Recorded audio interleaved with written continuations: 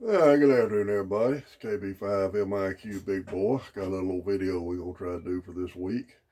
A couple things I'm going to cover. First thing, I'm going to read y'all something that's very applicable, especially to new hams. It's called the Amateur Operators Code, dated 1928. And I got this off Dave Cassill's ham radio YouTube page. So, plus HKV sent me a link to it where I could download it. So, we'll read this right quick. The Amateur's Code, 1928. Number one, the amateur is considerate. He never knowingly uses the air in such a way to lessen the pleasures of others. Number two, the amateur is loyal. He offers his loyalty, encouragement, and support to his fellow radio operators, his local club, and to the American Radio Relay League, through which amateur radio is represented. Number three, the amateur is progressive. He keeps his station abreast of science, is well built and efficient. His operating practice is above reproach. Number four, the amateur is friendly. Slow and patient sending when requested, friendly advice and counsel to the beginner. Kindly assistance, cooperation, and consideration for the interest of others. These are the marks of the amateur spirit. Number five, the amateur is balanced. Radio is his hobby. He never allows it to interfere with any of his duties he owes to his home, his job, his school, or his community. Number six, the amateur is patriotic. His knowledge and station are always ready for the service of his country and his community. Those are very good goals and ideals to go by as an amateur radio operator. Now, you're going to find times on the air that ain't always going to be the case, but just overlook them and go on with it. Don't engage it.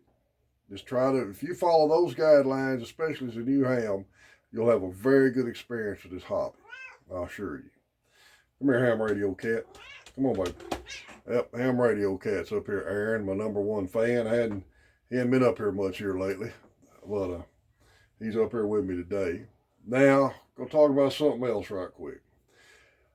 I'm not going to discuss politics. I don't discuss politics on ham radio. I'm not going to discuss it on this channel. My channel is solely to help new hams and promote this hobby and how to do this hobby on a budget. Okay. But I'm going to bring this up. With the world situation being what it is, this country, the things that's going on, last couple of days I've had inundated with phone calls and messages, people worried about being able to communicate if something was to happen. And here's the advice I've given them, because not a one of them's been a ham radio operator. All right? You can't become a ham radio operator 24 hours. There's just no way they can do that. I haven't advised any of them to buy any kind of a transmitting radio other than the FMRS deer hunting radios that they can run without a license. I've never advised any of them to buy anything that required a license to operate. What I have advised all of them to consider getting is a good shortwave receiver, scanner, general coverage receiver, especially something that receives single sideband. They don't have to have a license to operate that, and that way they can be able to get information as needed.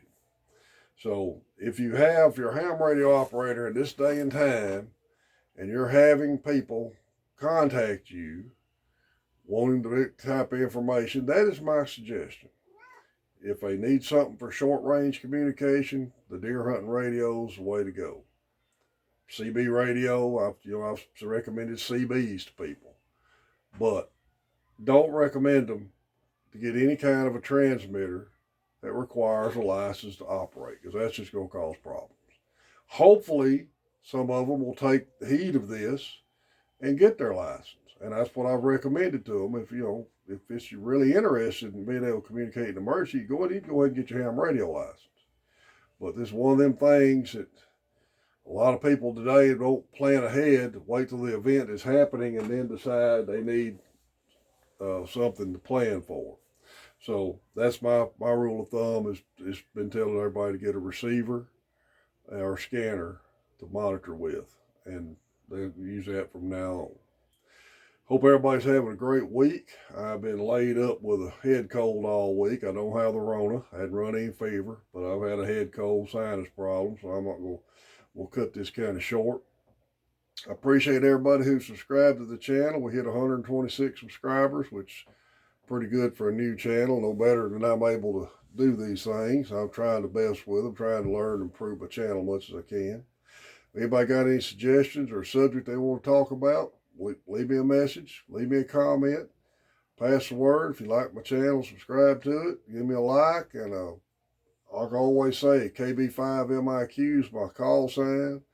My email's posted on the QRZ webpage, on my QRZ page. Look me up, send me an email. I had a couple of people email me. I enjoy that. I enjoy hearing from folks. Everybody have a great week. It's KB5MIQ, Big Boy, 73.